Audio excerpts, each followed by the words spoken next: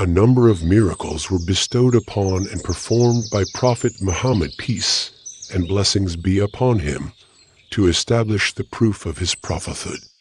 The greatest miracle bestowed upon him was the revelation of the Quran. Here are 9 mind-blowing miracles. 1. The hour has drawn near, and the moon has been cleft asunder. The moon was cleft asunder while we were in the company of the Prophet, and it became 2 parts. The Prophet said, "Witness, witness this miracle." 2. My father had died in debt. So I came to the Prophet and said, "My father died leaving unpaid debts, and I have nothing except the yield of his date palms. And their yield for many years will not cover his debts. So please come with me, so that the creditors may not misbehave with me." The Prophet went round one of the heaps of dates and invoked Allah, and then did the same with another heap and sat on it, and said, "Measure for them." He paid them their rights, and what remained was as much as had been paid to them. 3. We used to consider miracles as Allah's blessings, but you people consider them to be a warning. Once we were with Allah's apostle on a journey, and we ran short of water. He said, "Bring the water remaining with you." The people brought a utensil containing a little water. He placed his hand in it and said, "Come to the blessed water, and the blessing is from Allah." I saw the water flowing from among the fingers of Allah's apostle, and no doubt we heard the meal glorifying Allah when it was being eaten by him. 4. A man came to the Prophet on a Friday while he, the Prophet, was delivering a sermon at Medina, and said, "There is lack of rain, so please invoke your Lord to bless us with the rain." The Prophet looked at the sky when no cloud could be detected. Then he invoked Allah for rain. Clouds started gathering together, and it rained till the Medina valleys started flowing with water. It continued raining till the next Friday. Then that man or some other man stood up while the Prophet was delivering the Friday sermon, and said, "We are drowned. Please invoke your Lord to withhold it rain from us." The Prophet smiled and said twice or thrice, "O Allah, please let it rain round about us and not upon us."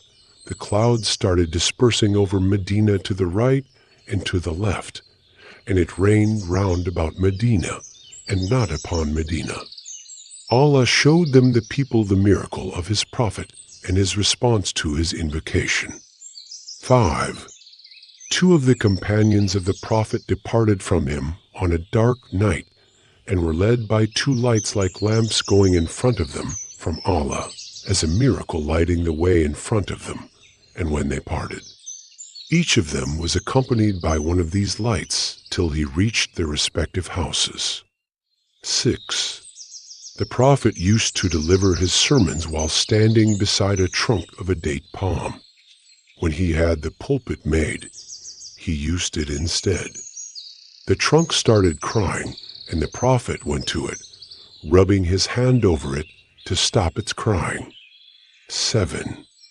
There was a Christian who embraced Islam and read Surat al-Baqarah and al-Imran, and he used to write the revelations for the Prophet. Later on, he returned to Christianity again, and he used to say, "Muhammad knows nothing but what I have written for him." Then Allah caused him to die, and the people buried him.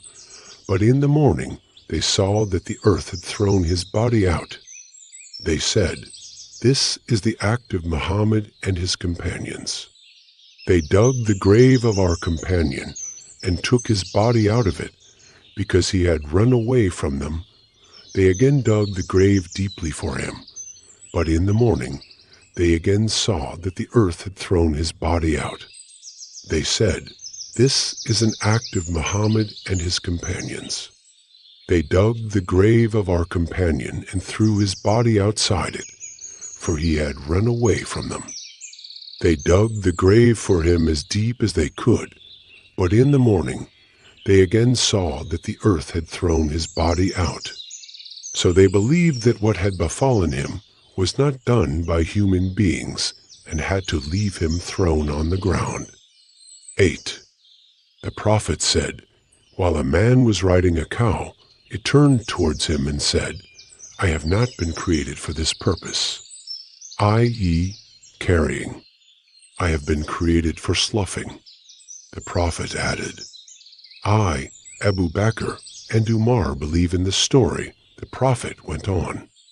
A wolf caught a sheep, and when the shepherd chased it, the wolf said, who will be its guard on the day of wild beasts, when there will be no shepherd for it except me? After narrating it, the prophet said, I, Abu Bakr, and Umar too believe it. Abu Salama, a sub-narrator, said, Abu Bakr and Umar were not present then. It has been written that a wolf also spoke to one of the companions of the prophet near Medina. Ibn bin Aus said, I was amongst my sheep. Suddenly, a wolf caught a sheep, and I shouted at it. The wolf sat on its tail and addressed me, saying, who will look after it, the sheep, when you will be busy and not able to look after it? Do you forbid me the provision which Allah has provided me? Aban added, I clapped my hands and said, by Allah, I have never seen anything more curious and wonderful than this. On that, the wolf said, there is something more curious and wonderful than this. That is, Allah's apostle in those palm trees, inviting people to Allah. Then Aban went to Allah's apostle and informed him what happened and embraced Islam. 9. The prophet said, on the night of my ascent to the heaven, I saw Moses, who was a tall, brown, curly-haired man, as if he was one of the men of Shanawa tribe, and I saw Jesus, a man of medium height and moderate complexion, inclined to the red and white colors and of lank hair. I also saw Malik, the gatekeeper of the hell fire, and a Dajjal, the Antichrist. Amongst the signs which Allah showed me, the prophet then recited the holy verse, so be not you in doubt of meeting him, when you met Moses during the night of Miraj over the heavens.